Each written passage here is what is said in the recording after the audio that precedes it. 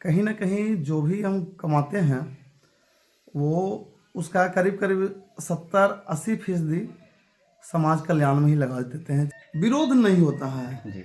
सबसे बड़ा समस्या इस पंचायत के लिए शिक्षा है और पंचायत के योगदान में प्रत्येक गांव को मजबूत होना पड़ेगा, तब पंचायत मजबूत होता है। और जब प्रत्येक पंचायत मजबूत होता है तब प्रखंड होता है, प्रखंड से आपका डिस्ट्रिक्ट होता है। तो पंचायत में सबसे मेन जो समस्या है भ्रष्ट प्रतिनिधि की। पंचायत से ही देश मजबूत होता है। न छोटा पैमाना पे जब तक मजबूत नहीं होगा तब तक देश भी नहीं मजबूत हो सकता है। चुनाव जीतना न जीतना बात की बात है। समाज सेवा हम जो कर रहे हैं वो जारी रहेगा जीवन भर। जब तक के जीवन हमारा है तब तक के सेवा भाव जारी रहेगा। नमस्कार, प्रणाम, स्वागत है आप सभी का। और आज हमारे साथ चर्चा करने के लिए मौजूद हैं सिर्फ पंचायत के समाजसेवी दयानंद कुमार। प्यार से इनको लोग मुन्ना भैया भी कहते हैं। इनके बारे में बता दें थोड़ा कि ये सेवा कार्य पंचायत में वर्षों से करते आ रहे हैं। जैसे कोरोना काल की बात हो या फिर उसके बाद से लगातार ये पंचायत में सेवा करते रहते हैं। तो सबसे पहले शुरुआत यहीं से करते हैं कि जानते हैं कि ये सेवा करने की प्रेरणा आपको कहाँ से मिली और इसकी शुरुआत कब से हुई, थोड़ा विस्तार से बताइए। सेवा करने के लिए प्रेरणा 2020 से 2020 के लगभग में कोरोना काल आया था जी।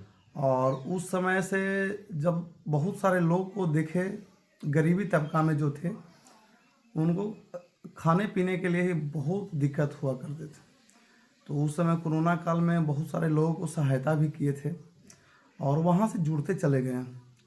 और कहीं ना कहीं जो भी हम कमाते हैं वो उसका करीब 70-80% समाज कल्याण में ही लगा देते हैं। चाहे तो किसी रूप में हो, स्वास्थ्य है और आपका गरीब लोग का कंबल वितरण हो जाता है, चाहे किसी के घर में बीमारी है उसमें भी सहयोग होता है हमारा, और बच्चे लोग को खेलने के लिए भी सुविधा उपलब्ध करवाते हैं। तो जैसा आपने अभी चर्चा किया कि हम समाज के हर क्षेत्र में विकास करते हैं, या फिर आपने ये भी कहा कि जैसे बुजुर्गों के लिए, तो थोड़ा विस्तार से बताएं कि बुजुर्गों के लिए या फिर जो मैं यहाँ विधवा महिलाएं हैं या फिर बच्चे लोग हैं या फिर गरीब के लिए हैं, तो उनके लिए आपने स्पेशल क्या काम किए, थोड़ा बताइए। गरीबों के लिए देखिए, ठंड के दिन थी और करीब 3 साल से कंबल वितरण भी जी। लगे हुए हैं। प्रत्येक साल करीब 200, 250, 300 कंबल वितरण कर लेते हैं, तो जो भी शक्ति है तो मेरे पास। और जहाँ जहाँ पे पेयजल समस्या है, पेयजल समस्या चापाकल संबंधित हो गया, चाहे 1-2 जगह पे समरसेबुल संबंधित भी समस्या को दूर किए हैं, लेकिन करीब 70 से 75 चापाकल समस्या को दूर किए हैं। चाहे तो पूरा 7-8 साल से जो बिगड़ा हुआ था उसको बनवाए हैं और करीब 5-6 जगह पे पूरा एक नया लगवा दिए हैं सिस्टम ही पूरा। और उसके बाद में मान के चलिए कि मेरे तरफ में, मेरे पंचायत में सिर्फ पंचायत हुआ जी। और सिर्फ पंचायत में 2-4 लोग को वैसे मदद किए हैं हम कि जहाँ पे मेरा शक्ति था नहीं। एक्सीडेंट के दौरान 2-4 लोगों की मृत्यु हो गई थी और उस समय में मेरे पास रुपया था नहीं, तो चंदा करके भी हम उसको सहयोग किए। जी जी। बहुत चाहे बड़ी वो बात किसी है। समाज से हो, लेकिन मदद का भावना हमारे भीतर वैसे तो बचपन से ही रहा है, लेकिन कोरोना काल के बाद में थोड़ा सा लगा कि नहीं, लोगों को सहायता करनी चाहिए। अभी भी ये क्षेत्र में, मेरे पंचायत में खास करके पिछड़ा, अति पिछड़ा, चाहे गरीबी कह लीजिए, थोड़ा ज़्यादा है और बहुत सारे लोग के पास अभी भी पीने के लिए, पानी के लिए दूर जाना पड़ता है। और बहुत सारा वैसे भी मकान है जहाँ की छत नहीं है, पानी चूता है बरसात के दिन में। तो एक लगे हुए हैं समाज सेवा करने के लिए। जी जी। तो अभी आपने जिक्र किया कि करीब अपने जो भी इनकम का उसका 70 से 80% आप इसी काम में लगाते हैं। तो इस काम करने के दौरान आपको कोई दबाव या फिर कहीं विरोध का भी सामना या फिर कोई धमकी वगैरह इस तरह की बातें होती है? विरोध नहीं होता है। जी। इसमें समाज सेवा काम करने से एक लोग में ही जागृति भी पहुंचा है इस बार जो हम माने अपने स्तर से पहले कम्बल वितरण किए, उसके बाद से देखे कि दो चार लोग नहीं, उससे ज़्यादा। जी। मेरा एक जिम भी है हम्म। और जिम में बहुत सारे बंदे हैं, तो देखा देखी में एक समाज सेवा की भावना लोगों में पहुंचा और ये देख करके बहुत बढ़िया लगा कि ताकि धीरे धीरे ही सही लोगों में जागृति आ रही है। इस पंचायत की बात करें तो सबसे बड़ी समस्या इस पंचायत के लिए क्या है? सबसे बड़ा समस्या इस पंचायत के लिए शिक्षा है। शिक्षा है, पेयजल भी है और बहुत सारे मेरे क्षेत्र में पंचायत में किसानी तबका के लोग हैं हम्म। जो कि खेती करने में भी असहूलियत होती है। मेन रूप से सिंचाई है, खाद है, लेकिन ये सब चीज़ ठीक है, लेकिन इससे भी ज़्यादा जरूरी शिक्षा का है। और बहुत सारा मकान अभी भी वैसा है जहाँ की छत नहीं है, जहाँ की बरसात के दिन में पानी चूता है। बच्चे लोगों को पढ़ने के लिए बेहतर सुविधा होना चाहिए।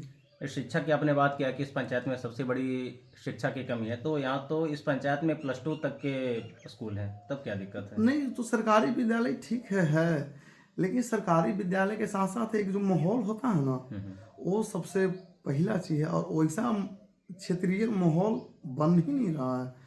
और वो माहौल बनने में जब तक एक गांव विकास नहीं होगा, और ये थोड़ी ना कि मेरा गांव विकसित हो गया तो सारा गांव विकसित हो गया। पंचायत में 12 गांव हैं, 12 गांव को ही विकास होना होगा। एक गांव के विकास से थोड़ी ना हो जाएगा कि पूरा पंचायत बेहतर हो गया। देश को शक्तिशाली बनने में एक पंचायत का भी योगदान बहुत ही ज़्यादा होता है। और पंचायत के योगदान में प्रत्येक गांव को मजबूत होना पड़ेगा, तब पंचायत मजबूत होता है। और जब प्रत्येक पंचायत मजबूत होता है तब प्रखंड होता है, प्रखंड से आपका एक डिस्ट्रिक्ट होता है। तो धीरे धीरे ही और लगे हुए हैं, प्रयासरत में लगे हुए हैं। आपने भी जिक्र किया कि इस पंचायत में सिंचाई को लेकर भी दिक्कत है और आवास को लेकर भी दिक्कत है, तो सरकार से जो इतना सारा योजना आता है वो सब पंचायत तक क्यों नहीं आ पाते? इसमें इस पंचायत के लिए खासकर बात करें तो क्या समस्या है? पंचायत में सबसे मेन जो समस्या है भ्रष्ट प्रतिनिधि। और जो दूसरा समस्या है कि लोगों के पास में जागरूकता की कमी है। कहीं ना कहीं व्यक्ति के पास में जागरूकता की कमी है। और जो भी चुन करके आते हैं पंचायत प्रतिनिधित्व, उनको वो अपने लिए ही सोचते हैं, लोग के सोचने के बजाय। और इससे खुले रूप से वो बताना क्या प्रत्येक लोग तो जानता ही, और कहीं खुले रूप में बताना ठीक चीज नहीं है। ये किसी का कॉलोनी निकला तो कॉलोनी का भी पूरा पैसा लोग तक नहीं आ पाता है। चाहे और भी अब नाली बनता है तो नाली में ईंटा सरिया करके बांस के फट्टी पे ढाल दिया जाता है, पता ना कितना दिन चलेगा नाली। जो रोड बनता है, ग्रामीण जो गली बनती है, उसमें सीमेंट का मात्रा क्या है, कैसा है कि 3 महीना भी नहीं बीता। एक टेमसा में रोड बना है, उसको 3 महीना भी नहीं बीता है और छर्री बढ़ाने लगा झाड़ू से। लग रहा है कि छर्री पूरा निकल गया रोड से। तो स्वास्थ्य के लिए क्या समस्या है इस पंचायत में? और स्वास्थ्य के लिए देखिए, मेरा पंचायत एक घना पंचायत है और स्वास्थ्य के लिए टेमसा में माने स्वास्थ्य केंद्र खुलने जा रहा है। और ये टेमसा में जो कार्यक्रम खुलने, स्वास्थ्य केंद्र जो खुलने जा रहा है, इसमें टेमसा के ही युवा वर्ग बहुत दिनों से लगे हुए थे और कुछ दिन में लग रहा है कि टेमसा में एक स्वास्थ्य केंद्र खुल जाएगा। तो टेमसा भी तो हमारे पंचायत में ही है, मेरे पंचायत का एक बहुत बड़ा भाग है टेमसा। तो आप मतलब ये तो मान सकते हैं कि युवा के बीच लोकप्रिय हैं और हो सकता है इस बार पंचायत चुनाव भी है, तो क्या आप अपने आप को आप पंचायत के प्रतिनिधि के रूप में आना चाहेंगे या फिर चुनाव की तैयारी कर रहे हैं? पंचायत के चुनाव हम ऐसे लड़ना नहीं चाहते थे, लेकिन पंचायत का चुनाव लड़ने के लिए इसलिए थोड़ा सोचे कि पंचायत से ही देश मजबूत होता है। न छोटा पैमाना पे जब तक मजबूत नहीं होगा तब तक के देश भी नहीं मजबूत हो सकता है। अच्छा, पंचायत में जो भी प्रतिनिधि पहले रहे हैं, बाय नेम तो नहीं जाना चाहेंगे, लेकिन एक बात है कि सही से अगर काम किए रहते तो खुद हम पंचायत चुनाव कभी न लड़ते। लेकिन एक चीज़ है राजनीति, जबकि कोई भी राजनीति हो, चाहे पंचायत लेवल के हो या विधानसभा की हो चाहे लोकसभा की हो, राजनीति एक सेवा का केंद्र है और इसको लोग बिजनेस समझ बैठे हैं, जबकि बिजनेस नहीं होता है, एक सेवा होता है। राजनीति का दूसरा नाम सेवा। तो कहीं इस वजह से तो नहीं आप इस पंचायत में सेवा कार्य कर रहे हैं कि हो सकता है हमें राजनीति में मौका मिल जाए? नहीं नहीं नहीं नहीं, चुनाव जीतना ना जीतना बात की बात है। समाज सेवा हम जो कर रहे हैं वो जारी रहेगा जीवन भर। जब तक के जीवन हमारा है तब तक के सेवा भाव जारी रहेगा और भी इससे बड़े पैमाना पे सेवा जारी रखूँगा ताकि और बहुत सारे लोगों को मदद किया जा सके। इसमें चुनाव से कोई लेना देना नहीं है। एक समाज सेवा करने से दिल में जो शांति मिलती है, सुकून मिलती है, उसकी कीमत, जो सुकून का जो कीमत है शांति का, वो कहीं इससे 100 गुना ज़्यादा है। अगर जो मान लेते हैं कि आप चुनाव लड़ें, जनता की तरफ से आपको मौका मिलता है, तो आने वाले 5 सालों में आप पंचायत को किस स्तर पर देखते हैं? कोई अच्छे 2-4 मुख्य बड़ी बदलाव बताइए कि जो आप करेंगे। सबसे बड़ा जो बदलाव रहेगा गुणवत्ता। कोई भी काम गुणवत्ता के साथ साथ में जो काम किया जाएगा उसको दोबारा करने की जरूरत नहीं रहेगा। और दूसरा सबसे मेन चीज़ है युवा पीढ़ी के लिए शिक्षा की व्यवस्था करवाना, ताकि बहुत सारे बच्चे अपने मार्ग से भटक चुके हैं, चाहे सही गाइडलाइंस नहीं है और सही गाइडलाइंस ना रहने के कारण बच्चे लोग माने ठीक से पढ़ भी नहीं पा रहे हैं।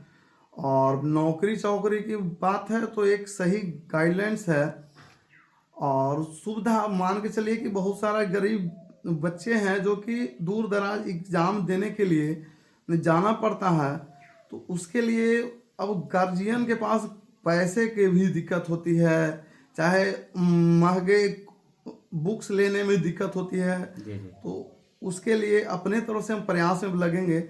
और तीसरा चीज़ है कि स्वास्थ्य, एक समरसता, सामाजिक समरसता के भी भावना को लेकर के चलेंगे ताकि कहीं पे भेदभाव ना हो किसी तरीके से। तो एक सवाल अभी थोड़ा महत्वपूर्ण है कि अगर जब आप चुनाव लड़ने का इरादा बनाते हैं तो आप कौन से पद के लिए चुनाव लड़ेंगे? देखिए, पंचायत में एक पद कोई निश्चित नहीं है, लेकिन थोड़ा सा लगा है कि अगर पंचायत के प्रतिनिधि बेहतर हो, स्वच्छ हो, ईमानदार हो, तो एक बेहतर काम किया जा सकता है और इसके लिए अब लगे हुए हैं। और देखिए, जबकि मेरा समाज सेवा से, चुनाव से कोई लेना देना नहीं है और चुनाव आते जाते रहेगा, समाज सेवा हमारा जारी रहेगा। तो अंत में आप अपने पंचायत वासियों को क्या संदेश देना चाहेंगे?